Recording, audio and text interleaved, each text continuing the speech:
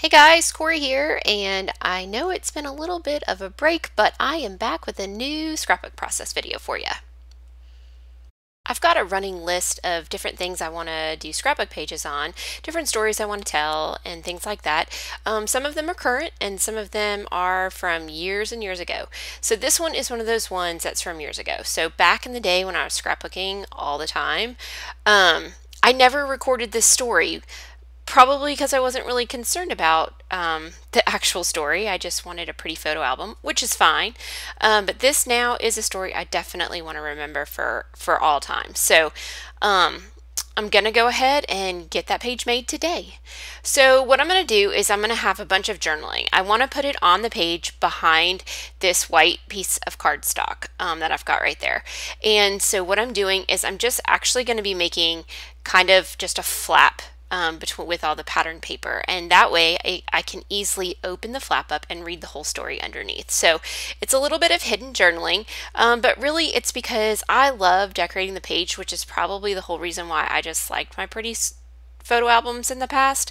I still love that look, and I just don't always want the journaling right there. Actually, most of the time, if it's a big story, I don't want it right there. So this hidden journaling is a great way for me to be able to get the story of the event and still have that pretty look on the front.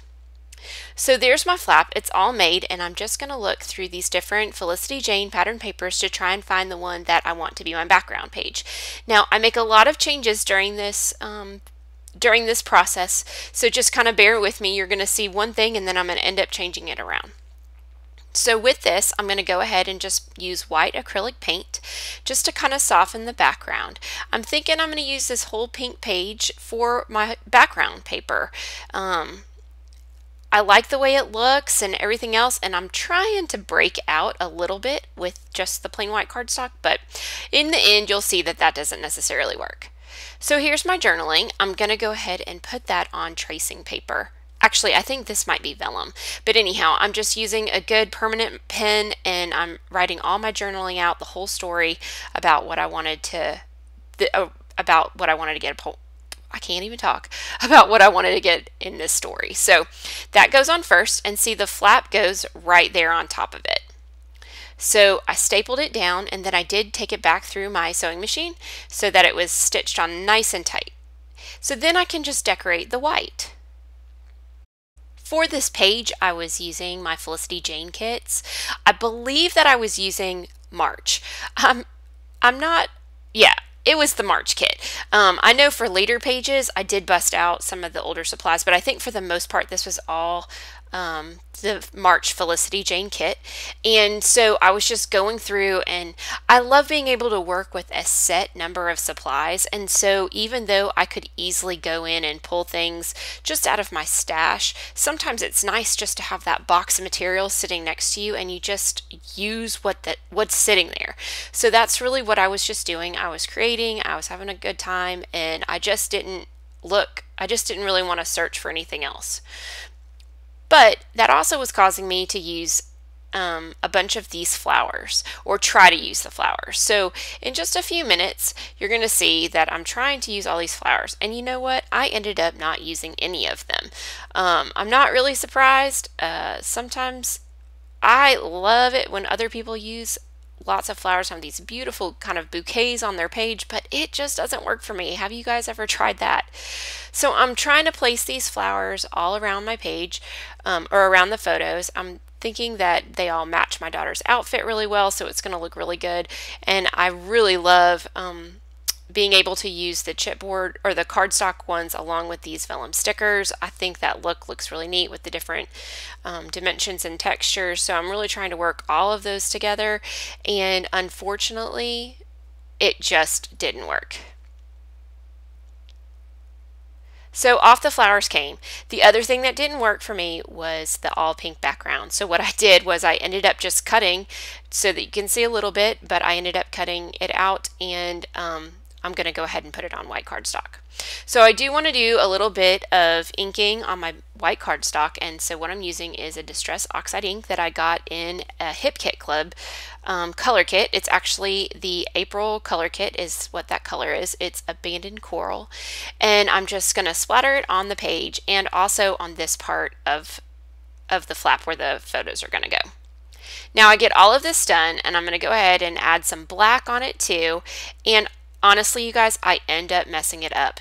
I don't take this part out though because I did redo it, so when I get back with it all dry, you'll see it does look a little bit different, but I did want you to see at least what I had done so that you have an idea of how the final product came out.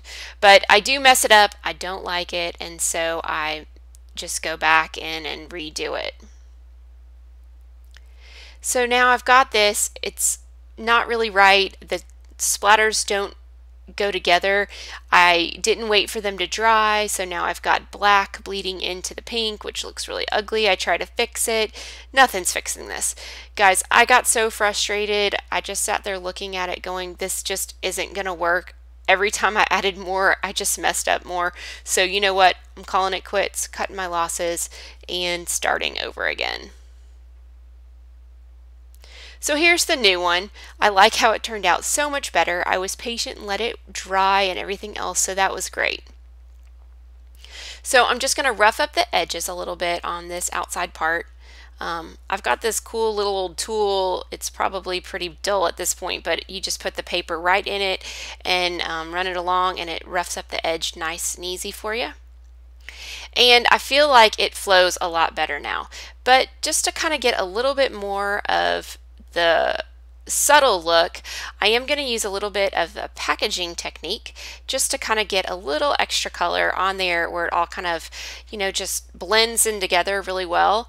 I felt like it needed just a little bit more of that on this front part to match with the back. I did go ahead and use my heat gun to try and get that dried a little faster so that I could continue on working on my page. Today was a great day. So when I finished this up, I actually just had a whole like 5 hours of scrapbooking time. So I ended up finishing this page and then doing 2 more pages. So I didn't want to go too slowly in waiting for these things to dry because I wanted to get done as many pages as possible. What was really cool too is I videoed all 3 of the pages. So I'm going to be able to post a couple more videos that are already filmed, which I'm pretty stoked about. So now that I know that flap's on there nice and secure with both hot glue and with staples, I can go ahead and embellish my page. I'm getting my photos on right away, and I have abandoned the flowers, so we're going to have to figure out some other things. I decided that I was going to go with some hearts. Hearts are my favorite shape, so that'll be a great way to embellish. The title is a simple playdate. It's all about how my daughter, when she was about 3, came out of Sunday school, and she told us that she wanted to go on a play date at Jesus' house. And she was so adamant that she knew it was going to be the best play date in the entire world, that his house had to be awesome. And it was really heartbreaking for her, for us to tell her that she couldn't go on a play date at Jesus' house because it wasn't time for her to yet, and she didn't understand why, because she knew it was going to be so great, and we had to tell her that once you went on a play date at Jesus' house, you didn't get to come back. So it was a real struggle for her at 3 years old, and to have to put that dream aside for a little while. So now I'm just going to go ahead and start adding some hearts from all the different pieces of that Felicity Jane kit. I did add a wood veneer heart to the top. I'm also going to use the love stamp out of the stamp set for this month, and there's also a cute little striped heart that I'm going to stamp here and there on the page. That's really going to be my main embellishment. So here's the love going down the side of the photo. I figured the love sentiment was probably pretty good. I love this story. I love her. I love her heart. I love that at 3 years old she was so convinced that that play date with Jesus was going to just be so awesome, which I'm sure it would have been, but it would have been so sad for me and Dad at the same time. So I'm just getting all my little hearts stamped all over the place, and then I will go and I'm going to bust out some of my older Felicity Jane kits and get more hearts out of there. So this little cool tag is where I'm going to put her initial, and that also is from an older Felicity Jane kit. I have, once I kind of feel like I'm done with using just that kit, I just put them all into one Felicity Jane box. So all of my extra Felicity Jane stuff is just all in one box, and so it's pretty easy to just go through and pull out what I want.